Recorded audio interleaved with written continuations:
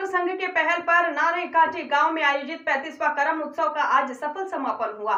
आपको बता दें कि उल्लेखनीय है कि सभी असम आदिवासी छात्र संघ की ढेकियाजुली क्षेत्रीय समिति ने आयोजन तथा नारेकाटी प्राथमिक समिति के सहयोग से नारेकाटी गांव में यह 35वां करम उत्सव आयोजित किया गया था।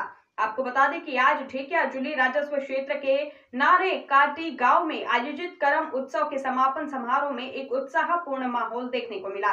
सभी असम आदिवासी छात्र संघ की ढेकियाजुली क्षेत्रीय समिति के अध्यक्ष अमृत चेजानहर ने ध्वजारोहण किया और क्षेत्रीय समिति के कार्यवाहक सचिव सुनील उरांव ने शहीद तर्पण कर 35वें करम उत्सव कार्यक्रम का शुभारंभ किया। वहीं करम उत्सव के समापन तथा अंतिम कार्यक्रम में संगठन के केंद्रीय उपाध्यक्ष बेनेडिक्ट टोप्पो और अमरजीत केरकेटा सहित शोनितपुर जिला समिति के कार्यवाहक अध्यक्ष नारायण सिंह गर्ग उपस्थित रहे और इधर असम में निवास कर रहे आदिवासी लोगों को जनजाति का दर्जा नहीं देने पर समापन समारोह में सभी असम आदिवासी छात्र संघ की ढेकियाजुली क्षेत्रीय समिति के अध्यक्ष अमृत चेजानहर ने केंद्र और असम सरकार के खिलाफ आक्रोश भी व्यक्त किया। देखिए रिपोर्ट। হয় আজি আমি খোদ অসম আদিবাসী ছাত্ৰ সন্থা ঢেকিয়াজুলি আঞ্চলিক আৰু নাৰায়ণকাটি প্ৰাথমিক সমিতিৰ উদ্যোগত আজি আমি কৰম উৎসৱ উদযাপন কৰিছোঁ। কৰম উৎসৱ হৈছে আমাৰ আদিবাসী জনগোষ্ঠীৰ জীৱন পদ্ধতি আৰু সাংস্কৃতিক গভীৰ প্ৰতিচ্ছবি আৰু আমি এই কৰম উৎসৱটো উদযাপন কৰাৰ মূল উদ্দেশ্য হ'ল আমাৰ প্ৰাকৃতিক ৰক্ষণাবেক্ষণ কৰা, কিয়নো আমি আদিবাসী জনগোষ্ঠীৰ জল জংগল আৰু জামিনৰ লগত জড়িত আমি জনগোষ্ঠী। সেইকাৰণে আমি প্ৰাকৃতিক আমাক ৰক্ষা কৰাৰ আমাৰ কৰ্তব্য। আৰু বিশেষ কৰি আমি আজিৰ তাৰিখত দেখিবলৈ পাইছোঁ যে চৰকাৰে যি পদক্ষেপ লৈছে প্ৰাকৃতিক ৰক্ষা কৰিবলৈ আৰু এটা কথা চৰকাৰে উপলব্ধি কৰিব লাগিব যে যদি আদিবাসী জনগোষ্ঠীৰ কলা সংস্কৃতি যদি ৰক্ষণাবেক্ষণ কৰিব পাৰে প্ৰকৃতিক অটোমেটিকলি ৰক্ষা হৈ যাব। কিয়নো আমাৰ মূল আদিবাসী জনগোষ্ঠীৰ মূল উদ্দেশ্য হ'ল জল জংগল আৰু জামিন তাক আমি ৰক্ষণাবেক্ষণ কৰা জনগোষ্ঠীয়ে হ'ল একমাত্ৰ আদিবাসী জনগোষ্ঠী।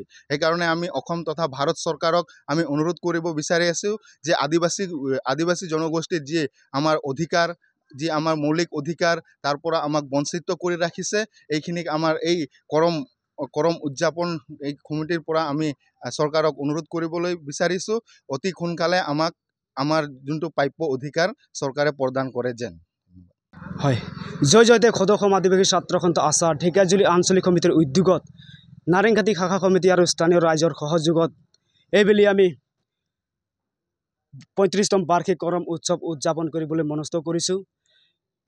যেহেতু আজিৰ এই কৰম উৎসৱৰ মূল উদ্দেশ্য হৈছে যেহেতু আমাৰ আদিবাসীসকল জল জংগল জমিনৰ লগত জড়িত, যেহেতু আমি এই কৰম উৎসৱটো উদযাপন কৰোঁ কাৰণ থেংকছ গিভিং, আমি প্ৰকৃতিক ধন্যবাদ দিওঁ।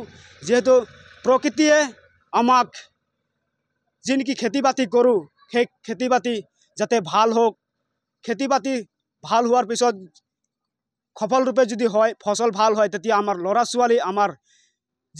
ছোৱালীৰ আমাৰ ভৱিষ্যত যাতে ভাল হ'ব, সেইকাৰণে আমি কৰম উৎসৱ পূজা কৰোঁ, কৰম উদযাপন কৰোঁ। কৰম ৰজাক আমি কৰম ৰজাৰ পৰা আশীৰ্বাদ বিচাৰোঁ যাতে আমি সুন্দৰকৈ ভৱিষ্যতত আমি আগবাঢ়ি যাওঁ, তাকে কামনা কৰোঁ। আৰু লগতে যেহেতু আমাৰ আদিবাসীসকল প্ৰকৃতিৰ লগত অলৰেডি জড়িত, যেহেতু আদিবাসীসকল কাৰণ আদিবাসীসকলেই প্ৰকৃতিক পূজা কৰে, সেয়েহে চৰকাৰক মই আহ্বান জনাব বিচাৰিছোঁ আমাৰ আদিবাসী ওৰাং মুণ্ডা চাওতাল খাৰিয়াসকলে আমি আদিবাসী, সেয়েহে আমাৰ আদিবাসী যি ST ষ্টেটাছ অতি শীঘ্ৰে আমাক প্ৰদান কৰক, সেয়েহে মই চৰকাৰক আহ্বান জনাইছোঁ।